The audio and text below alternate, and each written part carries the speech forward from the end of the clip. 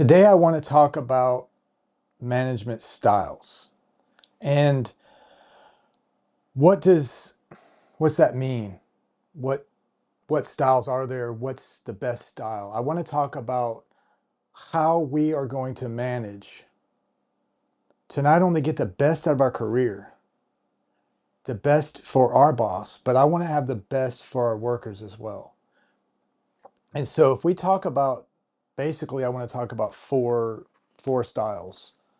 And in it's the second chapter. It's defining management. So basically, what I want to look at is, sorry, ah, I'm new to this live. So forgive me. Um, so basically, what I have in my workbook is four types. You can break it down in different ways. You can look at different styles and different types. But this for what we're going to do today, I want to talk about four. We got autocratic, democratic, laissez-faire, and persuasive. So just my breakdown of each: autocratic, the boss is always right, and that's that. Democratic, contributions are encouraged, and I interpret that as contributions from the workers. Laissez-faire, lack of management involvement. And persuasive, strong centralized control. I kind of feel like persuasive and autocratic are the same, but for these purposes, this works. So when we look at these styles, how do you begin to know what style is going to work for you when you're managing? So if you're new and you haven't managed before, and you're trying to wrap your mind around, how am I going to be a good leader? What am I going to do? How do I manage people? So unfortunately, some people have little or no training going into management. So what you're going to base your style on, as I discussed last week, typically is going to be what your interpretation of management is.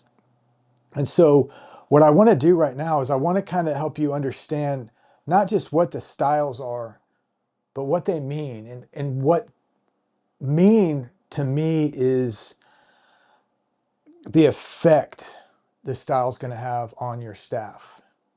So if you go in with the autocratic, the boss is always right attitude, this is something that is very common, unfortunately, and and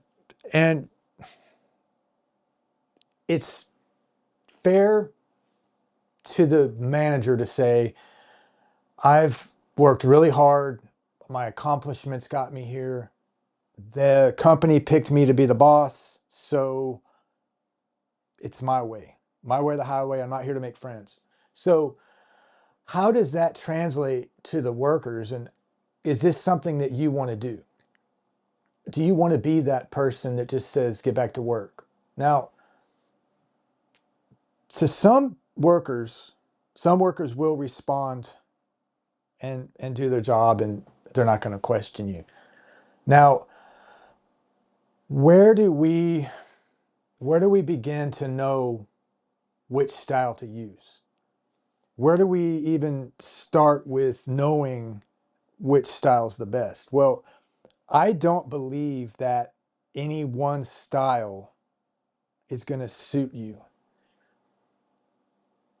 And I also don't believe that a majority of managers, at least the ones I've experienced, I don't think that they are, I might be wrong, but I don't think they're sitting there thinking about their style when they're talking to you. I don't think they're sitting there pondering how they're going to, which style they're going to take off the list to motivate you to go to work. Or maybe you messed up as a worker and you need to be talked to. I really don't believe that the manager's sitting there thinking about they're going through their training book thinking, okay, well, so let me think here for a second. They were late to work. They messed up on a project. Maybe something got broken. Maybe somebody got hurt. So let's think about this for a second. What style is going to be best to solve this problem? I just don't see that. And that's one of the big reasons why I've decided to do this, is that I think that many managers, we're human. Everybody's human. We manage based on the feeling we have at the moment. And that could be anger, frustration, you're tired, you just don't care anymore, you're frustrated. You've talked to this person so many times and you just want to scream. Well, this is when I really believe that we need to step back as a manager, take the emotions out and communicate. Okay. So some workers do well with get back to work. Some workers do. Some workers don't. I personally, I like where I I'm managed as a worker, but I I feel like as long as I'm told the project and I know what the scope is, I'm best alone. I'm best to be left alone to do the project. Now, I'm okay with the manager coming in and checking on me. I mean, that's their job. But I don't like it when someone looks over my shoulder. I don't like when somebody tells me, okay, I've got a project for you, and gives me a general scope of what to do. Meaning, when I mean general, I mean it in their mind, they've told me do this, this, this, and this is how I want it done. Okay, done. I go do it. After it's done, it's like, well, I don't like that. It's like, well, there's is it something that does it really matter? Or is it something that you're holding on to as a manager because of your ego? So the purpose of this live today, I I just want to explain my workbook. I want to share a little bit about me and what I think, and my take on the chapters in the book, and just some opinions that I have, and kind of give you a taste of what the class would be. So if we are if we are entry level managers and we say, what style am I going to use? Well, I would tell you that don't be so concerned about picking a style as a manager, because unfortunately, one style may not suit every situation. Okay. One style might work for certain people and maybe not for others. We typically we tend to be right now in a tender moment, I guess. A better way to put it is, it's hard to find good workers. It seems to be harder and harder to manage people. Well, I believe that what they're saying is that staff is changing. Okay. I agree. I tend to agree and disagree. They are changing and they're speaking out more, they're acting out more. However, how you manage them matters. Okay. So when you're going to talk to someone and they've got a problem, I want you to really focus on their concerns, because their concerns are real. You think your concerns are real. So you have a concern that the project is not being done properly. Just for an example. Well, they have a concern possibly that needs attention. Maybe that's why it didn't get done right. Maybe they don't have the right training. Maybe there's something going on. So instead of taking our energy to manage, let's look at the different styles and think about it for a second. Okay, let's do that right now. So you have a worker that is constantly not doing their job. They're not fulfilling their job that you've given them. Okay, they have a job list or description or whatever, and they're not fulfilling your list. So you want to bring them in the office and you want to talk to them. Possibly you're getting frustrated, you want to write them up.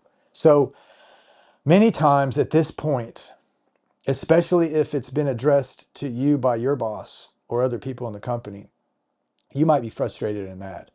So you might jump to autocratic. And that might seem like the best answer. Well, what I want to do is I want to look at democratic as a part of that conversation. And why do I mean that? So if we have a worker that's not producing, but they have a reason. So for example, let me clarify this. I have a situation that I'm familiar with, and the worker, they, for some people they'll work for, some people they won't. This one particular worker tends to be more of a, they want direction regularly. Okay. Now, if you address a problem and you find that there's a solution that's brought to you by the worker, that they say, if I'm not producing, I'm requesting this. Okay. Now, at that moment, if you don't address their concerns, if you don't look at their problem and say, I'm willing to try that out, I want to try that, I believe as a manager, it's not just on the worker anymore. It's on you. It's on you as the manager as well. Forgive me, I'm not looking at text, I'm looking at the time. So if at this moment you're still frustrated with this person and they're not producing, I want you to experiment with different management styles. Look into them more, read into them more, and also focus on how you, as the manager, are communicating with them. Many times, the boss, what I call, throws their weight around and says what they want to say and how they want to say it. It's the tone, it's the body language, it's the eye rolling, but if the worker does that, then we get frustrated and we want to, snap at them. But if there's anything that I can say to kind of confirm or explain where I'm coming from, explain where what I mean is, in my opinion, if you have an office or work, get a paycheck from this company, you are an employee. You're not above anybody. You might have made it to management, but you're not better than anybody. Let's try not to act better. Let's try to act human. Let's try to be there for the workers. Because think about it like this. Before you became manager, you had maybe itemized lists of tasks to do, and you were held accountable for your tasks. Okay. Now you're responsible for all those tasks for multiple people. Now, instead of looking at those tasks and those items as so important that they're more important than the people. We need to look at the people and realize that you cannot do all this stuff by yourself. You can't do it without them. Now, I know that there's so many different ways to look at this. There's so many different ways to interpret. But my goal here, my intentions are to help you be the best manager you can be, the best person you can be. And in doing so, I firmly believe that we need to look at ourselves constantly. I know I've said this last week, I'll say it again, is that the more we point fingers and say, you're wrong, you're wrong, you're wrong, I want to point back tenfold back. So if you look at one person and say 3 things you don't like about what they're doing at work, I want you to find at least 3 things that you can work on as a manager to be a better manager. Being a manager is not just about bossing people around. So if you've never been a manager, I'm sure you've been yelled at by somebody at some point in your life. But when you're in management and you're yelled at because your workers didn't perform, it doesn't give you permission to yell at your workers. It doesn't give you the right to yell at your workers. It's not right to do it. They say it flows downhill. So if I get yelled at, you're getting yelled at. So in that moment, I want you to think about something, even if it hasn't happened to you. If you do something wrong or something doesn't go as planned and somebody's yelling at you, how do you feel? It doesn't feel good.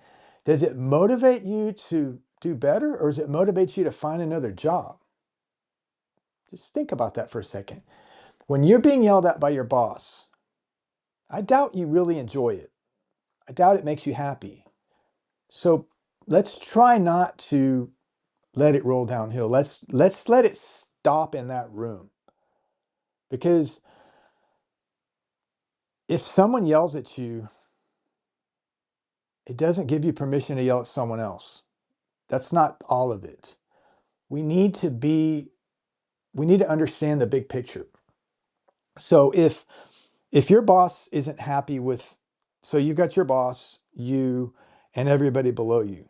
So he's not happy with everything down here. So he's going to yell at you. But it's your job as a leader to help your team produce. And whatever that takes. If they need more training, if they need to be, maybe they're in the wrong department. Maybe they need something else. Maybe they need to talk. Maybe there's something going on in their lives. So think about these management styles and really wrap your mind around how you are acting. Stop focusing so much on how someone else is acting. I want you to think about it. How you talk when say you're in a meeting with an employee or talking to somebody. As you talk, they react. That's just what happens.